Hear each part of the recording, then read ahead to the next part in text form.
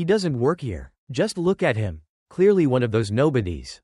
The voice dripped with disdain, echoing through the grand marble lobby of the Lockwood Grand Hotel. A black man, dressed in a dark blue janitor's uniform, had just entered the guest area when he was stopped. He said nothing. He simply pulled his cleaning cart quietly to a halt, eyes downcast, as if he was used to being looked at like he didn't belong. No one knew his name.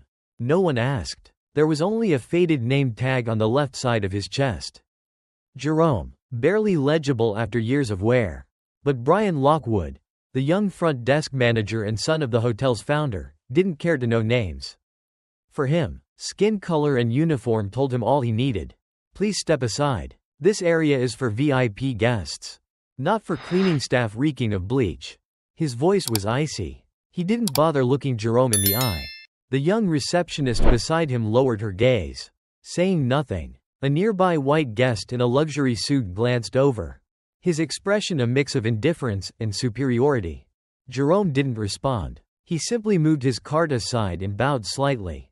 A small gesture, but in that suffocating silence, it felt like a slap to the soul. Who do you think you are? Brian stepped closer, finger pointing right at Jerome's face. You got 10 minutes to clean this spot. Then get out of the lobby. If I see you hanging around here again. He didn't finish the sentence. He didn't need to. The message was crystal clear. Who gets to exist in this space? And who must stay invisible? It all happened in broad daylight, in front of dozens of eyes, and dozens of bowed heads. No one spoke up. No one asked Jerome if he needed help. Because in a world where money is the only voice that matters, who would ever stand up? For the man who mops the floor? Jerome left the hotel lobby without a word. But when the elevator doors closed behind him, what he left behind wasn't just a trail of mop water. It was silence, an unsettling quiet, as if something important had just been dropped. But no one realized it in time. The next day, Jerome returned. Quiet, routine, as always. No one greeted him. No one asked his name. No one noticed why. Today, he was scrubbing down every corner, cleaning even the seams between wall panels and chair legs. Places no one cared about being dirty. But Jerome was watching, and remembering. Inside his toolkit was a hidden micro camera, cleverly embedded and always recording. Every day, he moved through restricted areas where subtle discrimination lived in plain sight. A manager calling a black staff member lazy. An Asian woman denied water in the lounge, reserved for domestic guests. A well-dressed black man stopped by security, simply because he didn't look like someone with a reservation. Jerome didn't argue. He didn't speak up. He simply recorded, listened, documented, with the quiet resolve of someone who had long lived in silence. And now knew that silence was his weapon. You think anyone's gonna believe a janitor? Brian Lockwood sneered when he spotted Jerome in the VIP hallway. You gonna sue me? Go ahead. Tell the big boss. If you think you're even allowed in that office. Jerome looked at him, calm, bowed his head slightly, as usual, then walked away, leaving Brian laughing behind him. But this time, the red light blinking on Jerome's wristwatch meant everything had been captured. Day after day, Jerome carried on. Each step equals a new piece of evidence. Each insult, each exclusion, recorded. No outbursts, no resistance, just one plan, waiting for the right day, the right time, the right person, until Monday morning, when the Lockwood Group's executive board held an emergency meeting. All the senior leaders were gathered in the grand ballroom of the flagship hotel. Crisp suits, polished greetings, PowerPoint slides filled with shareholder jargon. No one noticed the janitor quietly cleaning in the back corner. No one realized it was the same man they had dismissed, yelled at, and humiliated just yesterday. Only one person did. As she stepped into the room, her eyes paused on Jerome. Evelyn Grant, the newly appointed CEO from the New York parent company. She looked at him, and nodded, just once, as if to say, I know why you're here.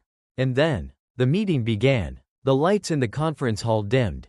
On the massive LED screen behind the stage, bold text appeared. Internal report on racial discrimination, Lockwood Grand Hotel, Chicago branch. A murmur spread through the room. Brian Lockwood frowned. What the hell is this? At the center table, Evelyn Grant, CEO of the parent company, spoke calmly. Before we begin discussing the new quarter's strategy, I'd like everyone to watch a short video. It comes from someone inside this organization. No one noticed the janitor in the corner had stopped mopping. He wasn't cleaning anymore. He was standing upright. The video began. First scene, the hotel lobby. Brian Lockwood pointing in Jerome's face, shouting, "Get out. This area isn't for people like you." Next clip. A black employee denied promotion for lacking professional communication. A black guest charged double deposit due to a risk prevention policy. An Asian female intern being called a cheap knockoff of our full-time staff. The air thickened. Sweat beaded on Brian's forehead. An HR director bowed their head. Some execs glanced around, panicked, as if searching for the nearest exit. Jerome still stood there, quietly. Then he stepped up, slowly, onto the small staircase leading to the stage. The spotlight hit his face. A black man in a faded janitor uniform. But his voice rang out, clear and commanding. "My name is Jerome Wilson. I am the co-founder of Lockwood Grand. I stepped away from operations years ago to invest in community projects. Until I started receiving anonymous letters from this very place. A place I once believed stood for justice and the highest standards in hospitality." Silence. Brian's face went pale. "That can't be. Jerome looked him dead in the eyes. He didn't blink. "You yelled at me in front of staff. You humiliated me for the color of my skin. You dismissed me because I wasn't wearing a suit. But the issue isn't me.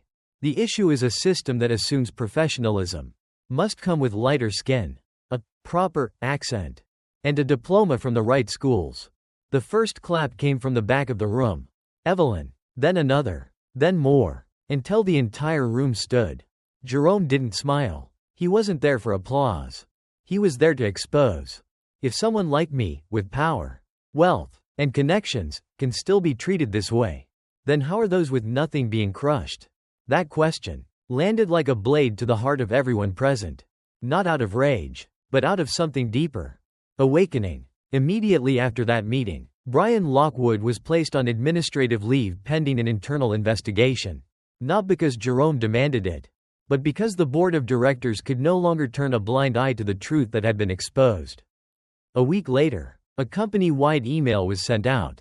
Lockwood Grand is officially launching a corporate culture reform initiative titled The Ground Floor Initiative. Change starts from the ground up. Led by Jerome Wilson, co-founder, now serving as Chief Officer of Ethics and Equity. There was no grand ceremony. No marching bands. No banners or photo ops. Just a quiet morning. Jerome walked into the executive office in a simple outfit, carrying a cup of coffee and his old mop. He didn't bring it out of nostalgia. He brought it as a reminder. The strongest foundation of any organization is not its profit margin, but its human dignity. Small changes began to take root. A shared community room was opened for all logistics and janitorial staff. The names of every cleaning team member were placed with respect outside the rooms they maintained. Every new employee, regardless of role, was required to spend 1 week shadowing the cleaning team, to understand, before they judged. Jerome didn't ask for anyone's reverence. He only requested one thing. Start by looking up and seeing each other. A few months later, a young receptionist, who had witnessed the very first incident, sent Jerome an email. It had only one sentence. "For the first time, I saw someone stay silent and still make the whole system listen." Not everyone changed. Some still hesitated. Some still whispered behind closed doors, clinging to the privileges of the past. But real change doesn't require everyone. It just needs to begin. And remain steadfast in what's right. In the next quarterly company meeting, Jerome's closing message was no louder than a whisper. But it silenced the entire room. Justice doesn't begin with laws. It begins with how you treat the people you believe aren't worth noticing. I don't need to be addressed by title. I only ask that when you see someone mopping the floor, you remember, they're the ones holding up the ground you walk on. If this story touched something in your heart, remember, subscribe to help us share more stories that challenge systems. Not just stories with feel-good endings. Like and share if you believe that even the smallest actions can spark the biggest reforms. And if you've ever been silenced, dismissed, or excluded, know this. You through your quiet strength and unwavering kindness, can make the world listen.